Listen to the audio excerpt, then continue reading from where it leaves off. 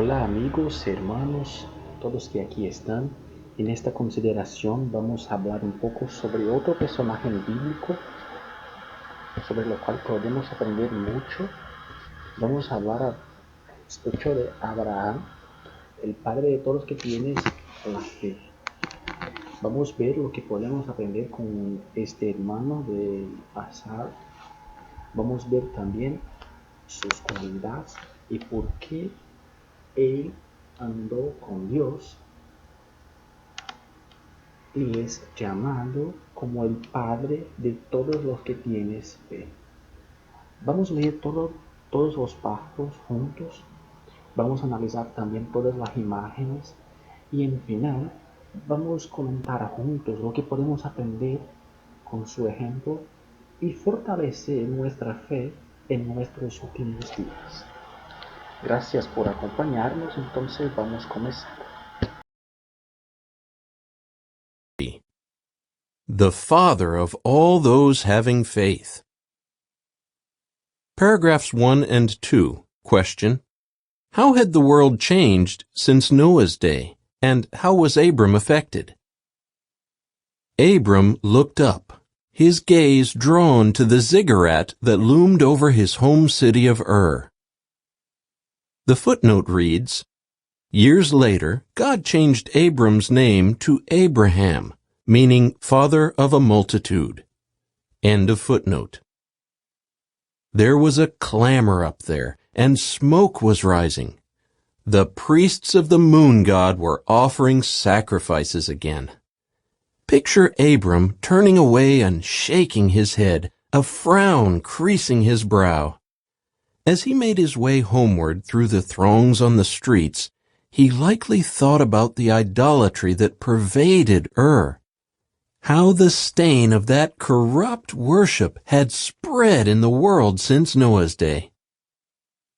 Noah died just 2 years before Abram was born.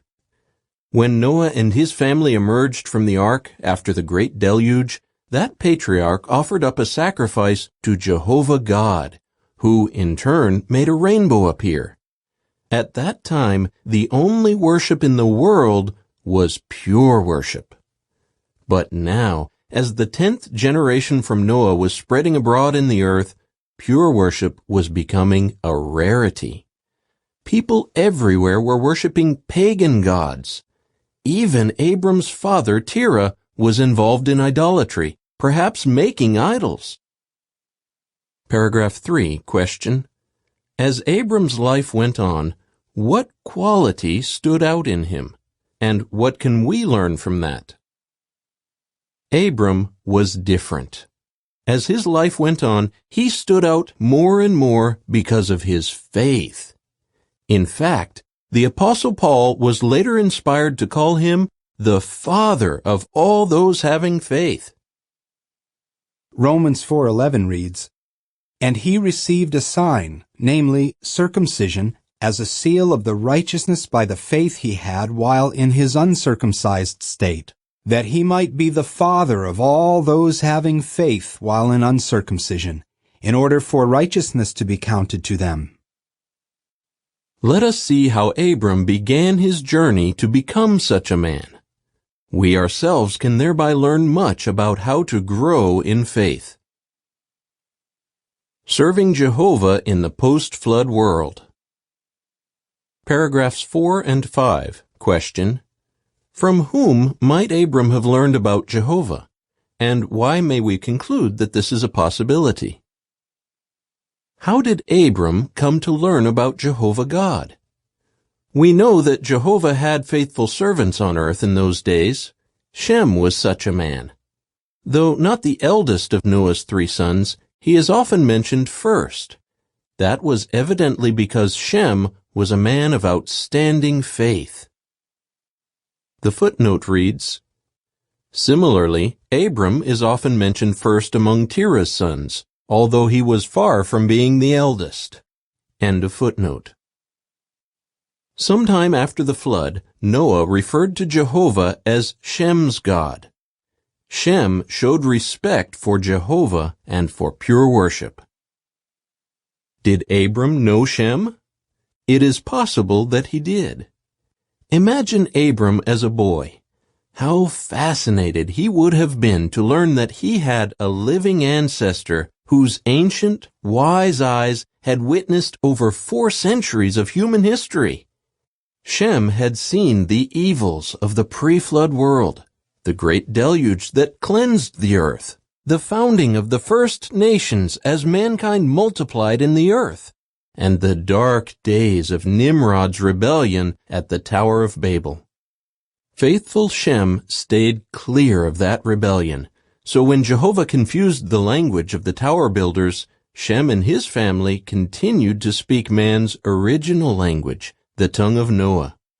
That family included Abram. Surely then, Abram grew up with a high regard for Shem. What is more, Shem remained alive through most of Abram's long life. So Abram may have learned about Jehovah from Shem. Paragraph 6. Question A. How did Abram show that he had taken to heart the great lesson of the deluge? Question B. What kind of life did Abram and Sarai have together? In any event, Abram took to heart the great lesson of the deluge. He endeavored to walk with God as Noah had walked with him. That is why Abram rejected idolatry and stood out as different in perhaps even in his immediate family. However, he came to find a wonderful ally in life. He married Sarai, a woman who was exceptional not only for her beauty, but also for her great faith in Jehovah. The footnote reads, Later, God changed Sarai's name to Sarah, meaning princess. End of footnote. Though childless, that couple no doubt found much joy in serving Jehovah together. They also adopted Abram's orphaned nephew, Lot. Paragraph 7. Question. How do followers of Jesus need to imitate Abram? Abram never left Jehovah for the idolatry of He and Sarai were willing to stand out as different from that idolatrous community. If we are to develop genuine faith, we need a similar spirit. We too must be willing to be different. Jesus said that his followers would be no part of the world, and that the world would hate them as a result. John 15:19 reads, If you were part of the world would be fond of what is its own. Now because you are no part of the world, but I have chosen you out of the world, on this account the world hates you. If you ever feel the pain of rejection by members of your family or your community because of your decision to serve Jehovah, remember that you are not alone. You are in good company, walking with God as did Abram and Sarai before you. Go out from your land. Paragraphs 8 and 9. Question A. Abram had what unforgettable experience? Question B. What was Jehovah's message to Abram? One day, Abram had an unforgettable experience. He received a communication from Jehovah God. The Bible provides little in the way of specifics, but it does say that the God of glory appeared to that faithful man. Acts 7:2 and 3 reads, He said, Men, brothers and fathers, hear. The God of glory appeared to our forefather Abraham while he was in Mesopotamia, before he took up residence in Haran. And he said to him, Go out from your land and from your relatives and come on into the land I shall show you. Perhaps by means of an angelic representative, Abram received a glimpse of the overwhelming glory of the Sovereign of the universe. We can only imagine how thrilled Abram was to see the contrast between the living God and the lifeless idols worshipped among his contemporaries. What was Jehovah's message to Abram? Go out from your land and from your relatives, and come on into the land I shall show you. Jehovah did not say which land he had in mind, only that he would show it to Abram. First, though, Abram would have to leave behind his homeland and his relatives. In the cultures of the ancient Middle East, family meant a great deal. For a man to leave his relatives and move far away was often considered a terrible fate, to some worse than death itself. Paragraph 10, question. Why might it have been a sacrifice for Abram and Sarai to leave their home in Ur? Leaving his land involved sacrifice. Ur was evidently a bustling, wealthy city. Excavations have revealed that very comfortable homes existed in ancient Ur. Some had a dozen or more rooms for family and servants, all arranged around a paved inner courtyard. Common amenities included water fountains, lavatories, and waste disposal. Remember, too, that Abram and Sarai were far from young. He was likely in his 70s, she in her 60s. He surely wanted Sarai to be reasonably comfortable and well cared for, what any good husband wants for his wife. Imagine their conversations about this assignment, the questions and concerns that might have arisen in their hearts. Abram must have been so pleased when Sarai rose to this challenge. Like him, she was willing to leave all the comforts of home behind. Paragraphs 11 and 12. Question A. What preparations and decisions needed to be made prior to leaving Ur? Question B. How might we picture the morning of departure? With the decision made, Abram and Sarai had much to do. A great deal of packing and organizing lay ahead of them. What would they take on this journey into the unknown, and what would they leave behind? More important, though, were the people in their lives. What would they do about aged Terah? They decided to take him and care for him along the way. He may have consented heartily, for the account credits him as patriarch with taking his family out of Ur. No doubt he had given up idolatry. Abram's nephew Lot would also accompany the sojourners. Finally, the morning of departure was upon them. Picture the caravan assembling outside the city walls and moat of Ur. The camels and donkeys were laden. The flocks were assembled.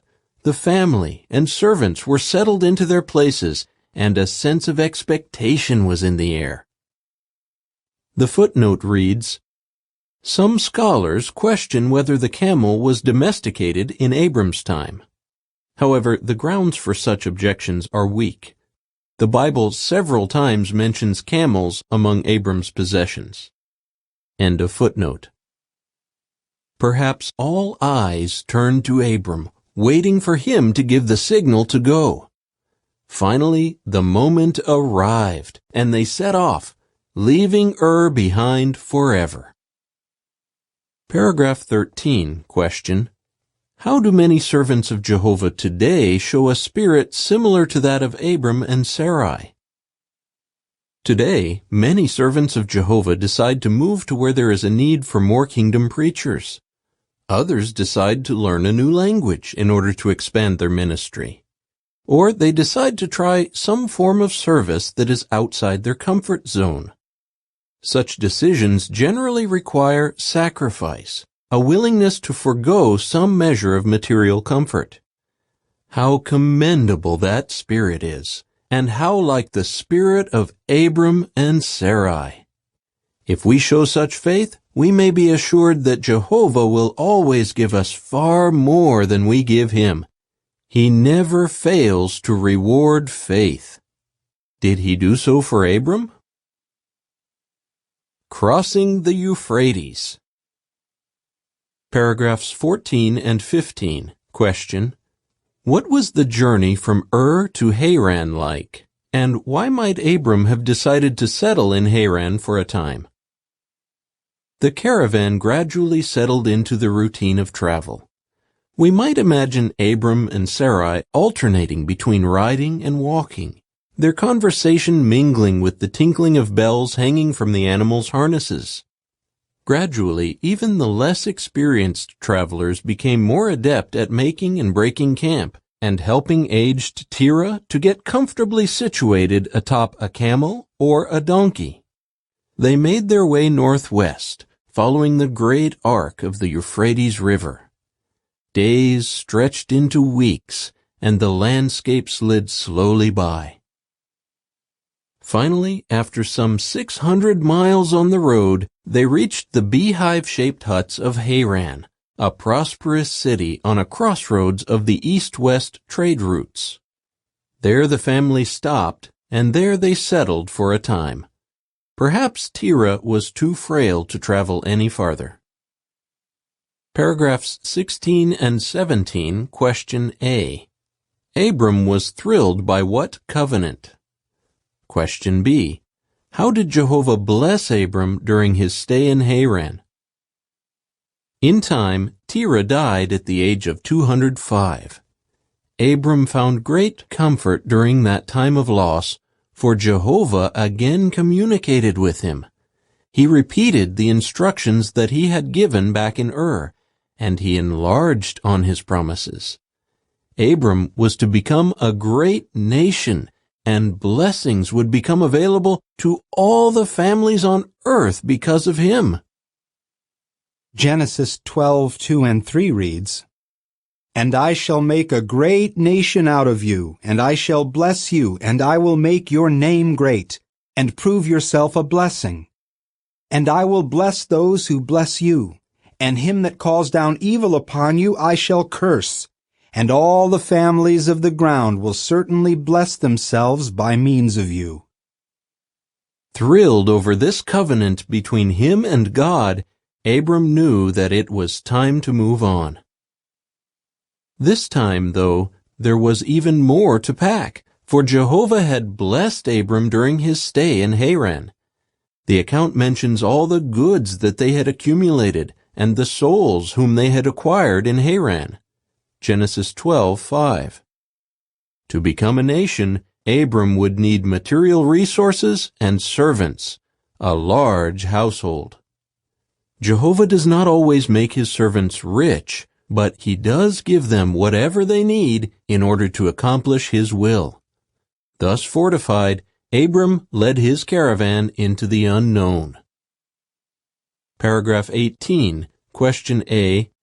When did Abram reach a milestone in the history of God's dealings with his people? Question B. What other important events transpired on Nisan 14 in later years? Several days' journey from Haran lay Carchemish, where caravans commonly crossed the Euphrates. Perhaps it was at this spot that Abram reached a milestone in the history of God's dealings with his people. It was evidently on the 14th day of the month, later named Nisan, in 1943 BCE, that Abram led his caravan across the river. To the south stretched the land that Jehovah had promised to show Abram. On that day, God's covenant with Abram went into effect. Paragraph 19, question. Jehovah's promise to Abram included a mention of what? And of what might that have reminded Abram? Abram moved southward through the land, and the caravan stopped near the big trees of Moreh, near Shechem. There, Abram once more received word from Jehovah. God's promise this time mentioned Abram's seed, or progeny, who would take possession of the land. Did Abram think back to the prophecy Jehovah had uttered in Eden, the one mentioning a seed, or offspring, who would one day rescue mankind? Perhaps. He may have begun to see, however dimly, that he was part of a grand purpose that Jehovah had in mind. Paragraph 20, question. How did Abram show appreciation for the privilege that Jehovah bestowed on him? Abram deeply appreciated the privilege that Jehovah bestowed on him.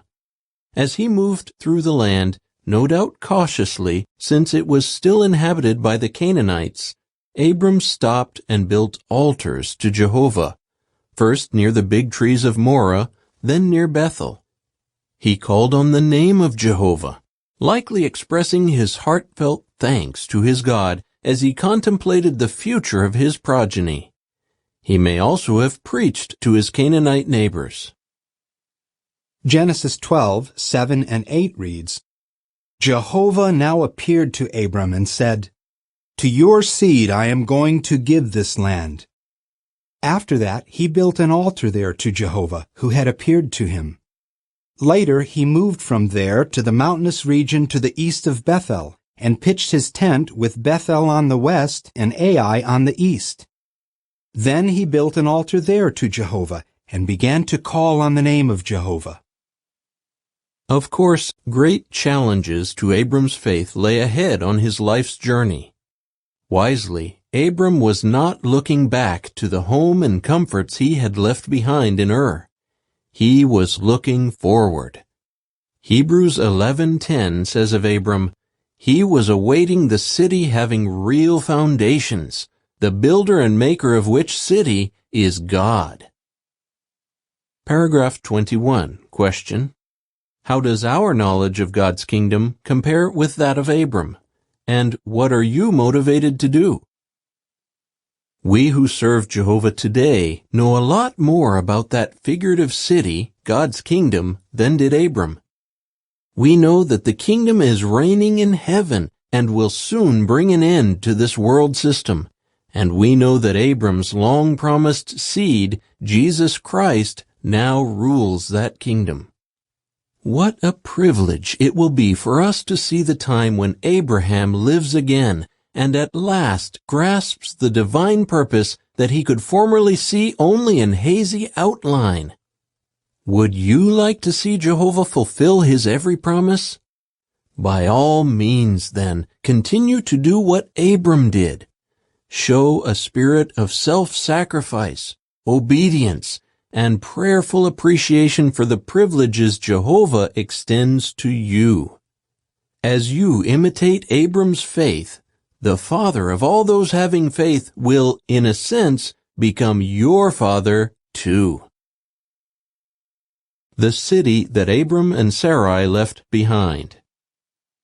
Jehovah's organization has long worked hard to bring color and life to discussions of Bible characters and their background.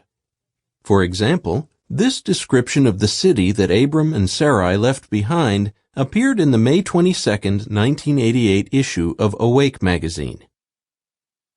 Halfway between the Persian Gulf and the city of Baghdad, there is an unsightly pile of mud bricks. It is but a lonely sentinel keeping watch over a vast stretch of sterile desert. Pummeled by dust storms and baked by a hostile sun, the brooding ruins sit in austere silence that is broken only by the occasional howl of a nocturnal creature. This is all that remains of the once mighty city of Ur. But go back 4 millenniums. There, on what was then the eastern bank of the Euphrates River, Ur is a thriving city. Gleaming whitewashed houses and shops line its winding streets. Merchants and patrons haggle over prices in the bazaars. Workers labor day and night, spinning milk-white thread from billowy bundles of wool. Slaves tramp down creaking ships' ramps, bowing under the weight of imported treasures. All this bustle takes place in the shadow of a towering ziggurat that dominates the city's landscape. Worshippers come to this sanctuary to render homage to a deity they believe has brought prosperity to Ur, the moon god Nana, or Sin. To one man, though, the odor of sacrifices offered atop this massive pyramid is an unholy stench. His name is Abram. A vital date in Bible history. The date on which Abram crossed the Euphrates River is important in Bible chronology. Other key events transpired on that date in later years. Exactly 430 years later, on Nisan 14, 1513 BCE, Jehovah freed Israel from bondage to Egypt so that they could go and claim the land that God had promised to Abram. And on that same date in 33 CE, Jesus gathered his apostles together and established with them a covenant that made them part of a government in heaven that will soon solve all mankind's ills. To this day, Jehovah's Witnesses gather each year to commemorate the Lord's evening meal on the same date of the Jewish calendar, Nisan 14. Questions to think about. How did Abram show faith when it came to idolatry? What impresses you about Abram's willingness to leave Ur? Abram's faith brought him what blessings and privileges? In what ways would you like to imitate the faith of Abram?